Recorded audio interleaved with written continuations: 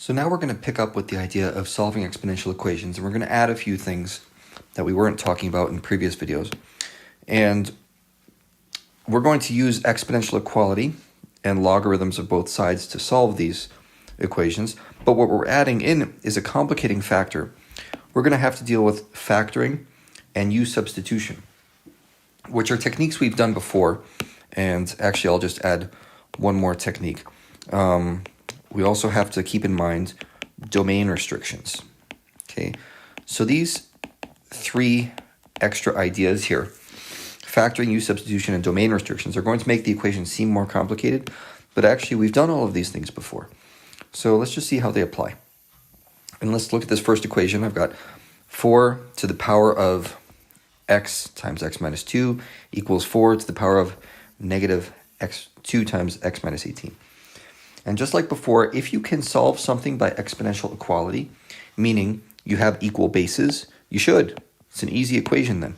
Because what you can do is you can come along and say, okay, if the bases are equal, then the exponents must be equal, which is essentially saying you cross out the base on each side if it's equal.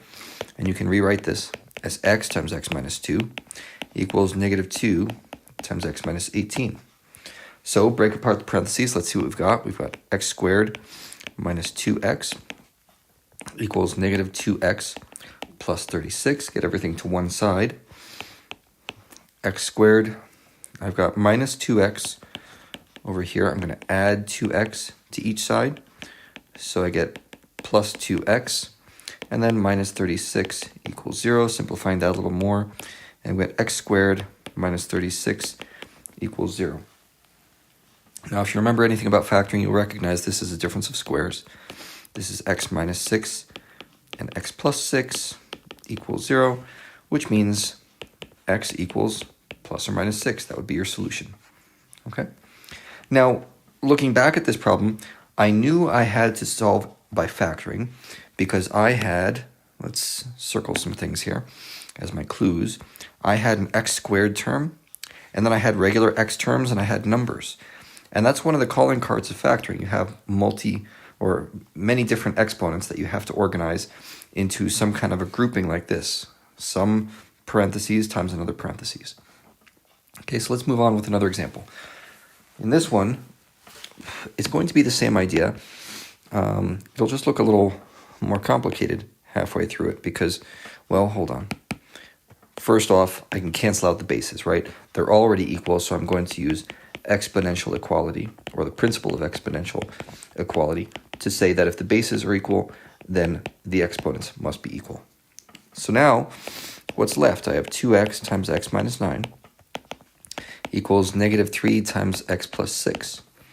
Okay, which means 2x squared minus 18x on the left, and negative 3x minus 18 on the right.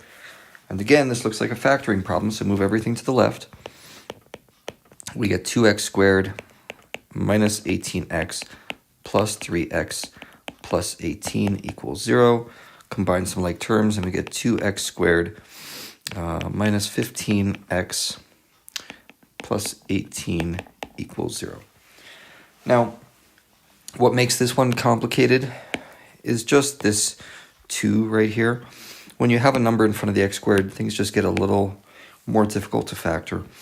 And what I usually do is just try and guess and check and see if I can figure this out. And if not, then we proceed to other methods like the big X or whatever your preferred method of factoring is. So I'm going to say 2x, because I have a minus sign as the linear term right here, that minus sign, that's a clue that I'm going to have a pair of subtractions, right? And it's a pair of subtractions because they multiply to a positive sign. So 2x, let's see, we've got factors of 18. 18 factors into, well, there's 6 and 3, and right away I think 6 and 3 is a good one. Let's say minus 6 minus 3. So double check. That term right there is minus 3x. This term over here, the outside terms, is a minus 12x. Add them up and we get our minus 15x. Okay, so that works out. Now we can solve it. We say x equals 3 halves and 6 from this, and there's our solution.